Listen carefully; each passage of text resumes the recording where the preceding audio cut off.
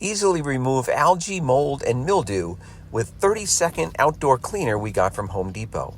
Now this spray bottle comes with a attachment. You just attach it to your hose, pressurize it, and then just turn it into the spray mode and spray down the entire surface that you want to remove the dirt from, or the mold from, or the mildew. You want to leave that in place for at least 30 seconds. We actually left it in for about almost 2 minutes.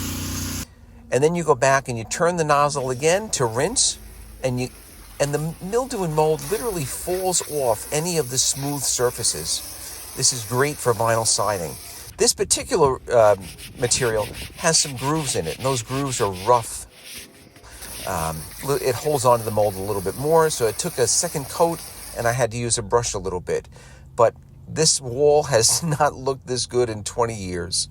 I highly recommend the 30-second outdoor cleaner. We got it from Home Depot. Check us out on the web at DIYEasyCrafts.com.